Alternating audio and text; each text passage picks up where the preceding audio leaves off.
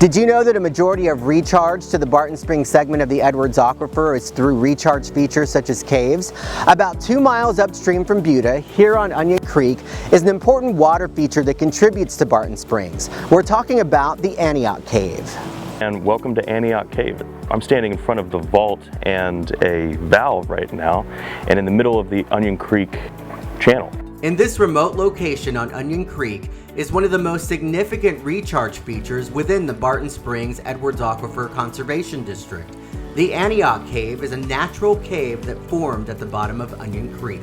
This cave that we're standing next to is a very sensitive recharge feature that takes in a lot of that flow that comes down through the creeks. Due to a lack of rain, Onion Creek is pretty dry right now.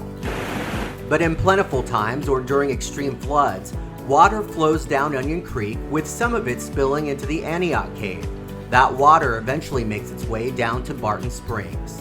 So right now we can see water level is relatively low, but in the past, in 2015, 2016, during flooding events, water level can be much higher from where we're standing. As you can see, there's debris up on the bank that has been deposited from those floods, from where we're standing, up to about 20 feet above where we are. In order for us to protect the integrity of the water that's getting into the recharge zone, we built this vault sometime in the 1990s. The vault's main role is to keep contaminants out to protect Barton Springs.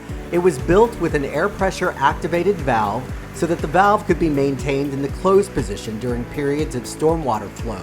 It can then be opened when the quality of water improves. We have several probes that measure water quality around the vault to talk to a solenoid valve to open up the vault when that water is, in fact, the kind of water quality that we want to see getting into the cave. Here's a look at one of those water quality probes. The probes that talk to the vault are measuring turbidity, and turbidity is really just the cloudiness and the clarity of water, and that's how we measure what kind of contaminants can be in, whether that be sediment, nitrates, nitrites, certain different kinds of bacteria. So the brains of the Antioch system lives on the top of the bank here, and there is a modem that is taking all of the measurements that our water quality probe is taking and sending that and telemetering that to our equipment back at the office and to our phones, so we can actually monitor how Antioch is performing and taking its measurements. This is a picture of the Antioch Cave before the valve was constructed. When the creek was flowing, you could see a whirlpool form above the cave as the water was drawn in.